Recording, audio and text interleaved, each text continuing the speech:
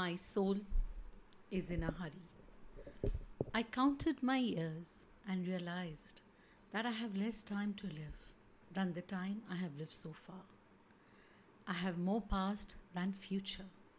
I feel like that boy who had a bowl of cherries.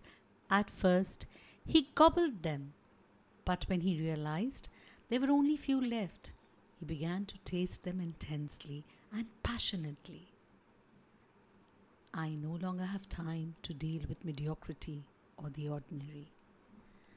I do not want to be in meetings where flamed egos parade.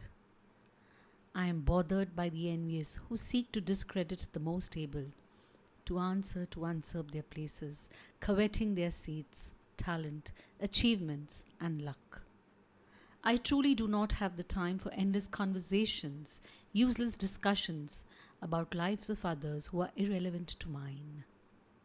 I no longer have the time to handle or manage the sensitivities of people who, despite their chronological age, are immature. I hate to confront those who struggle for power, those who do not debate the content, just the labels. My time has become scarce to debate labels. I can understand the inner essence in this world. Now my soul is in a hurry. Not many cherries left in my bowl. I want to live close to people who are humans, who, who laugh at their own weaknesses, and away from those become smug and overconfident with their triumphs, and away from those filled with self-importance. The essentials are what makes life worthwhile. And for me, the essentials are more than enough. Yes, I am in a hurry to live with intensity and passionately.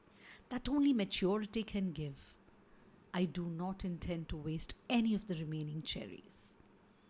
I am sure they will be exquisite, much more than those eaten so far.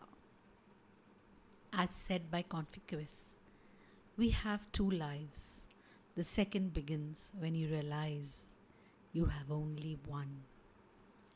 Wow, wasn't that intense, beautiful, and so well put together? Well, the passage that I read right away, it was shared by a very dear friend on our WhatsApp group today morning. And when I read this passage, it just touched my heart and soul. It felt so connected to what work I do with midlife identity.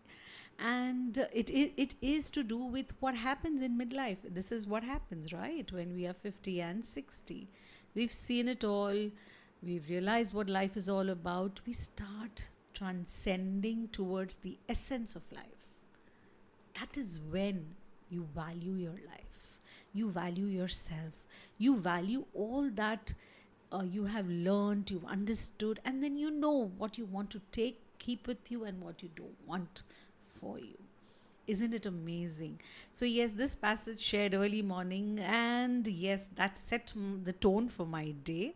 And thank you so much, Amita, for sharing this on our WhatsApp group, which has inspired today's podcast.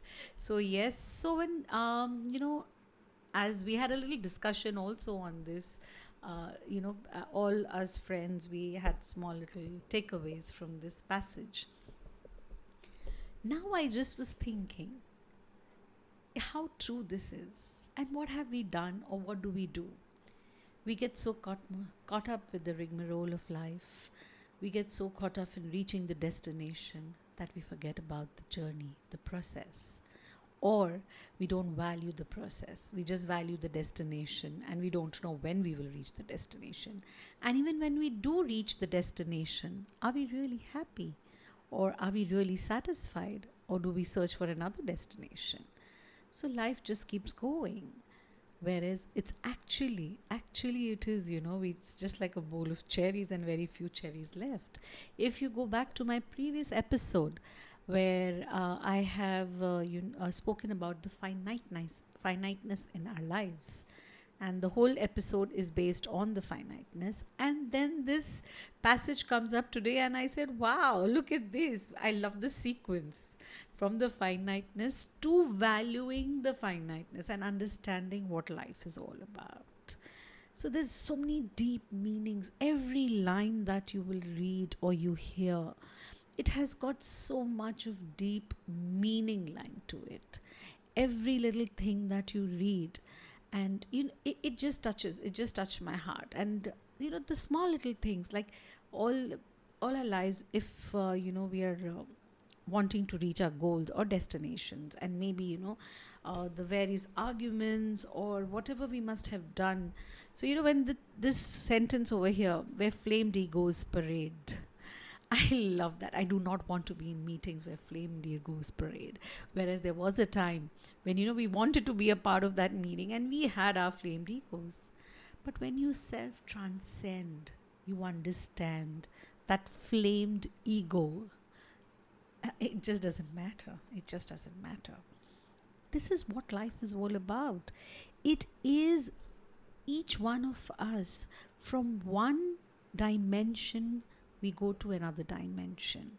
See, our lives are about, we work around the four dimensions. So, the first dimension that we operate on is the physical dimension, the social, the personal, and the spiritual. Now, when I talk about the physical dimension is the material world, or what you want to do, maybe your looks, how you want to project yourself. It's all about you, how you are as a person, how you want to dress, how you want to live, your comfort, your education, your income. That all comes into the physical dimension. Then the second dimension is the social dimension. It is our interpersonal interactions with our friends, with the people, with the family, our relationships at work, at place, everywhere, where you are operating socially, where you are interacting socially. The third dimension is your personal dimension. Your personal dimension is so important. It is all about you yourself. What do you value in your life? Your virtues, your values, your talents, your thoughts, your inner self, your relationship with your own self. Everything about you as a person. That's your personal dimension, which is very deep. And it's really sad. Or I could say, wherever I have, done my research or I speak to people, I have seen, the personal dimension lacks somewhere. Yes, I'll go in detail in the further episodes about what is our personal dimension about. But yes, just giving you a very fair idea about it. It is about you and yourself. So it goes from everything: what you believe in, what you want in life, your values, your morals, your personal ideas, how you interact with people socially. What do you think is the right way of conducting or right way of doing things? That's your personal space. That's your personal self. And then is your spiritual dimension. Yes, the spiritual dimension doesn't mean that spiritual. When I say spiritual dimension, I have to tell you here, I have people telling me, oh God, we are not spiritual. Okay, we are spiritual, but we are not religious. Okay, but spiritual means, okay, you're attaining God or you're going towards God. It's not that.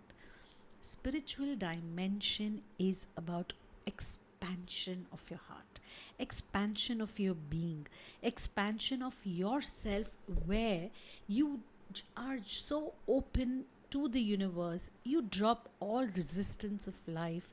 You accept that comes your way. You understand. You build awareness. You build your consciousness. You know what you are doing at every step. And yes, you welcome the uncertainty. You welcome the unknowing. Because we know life is very uncertain. As in my previous episode, please tune in into it. The finiteness is my previous episode of life. You would understand where I have said that, I've discussed about anything can happen in the next moment. Like as we are sitting right here, we don't know what's the next. You have the death over your shoulder. So it's not only about death, it could be anything. Life is so uncertain. It's the unknowing. opening up to the unknowing, dropping all the resistances, accepting and understanding the universe in the broader term. So it's all about your expansion and self transcendence. That is your spiritual dimension.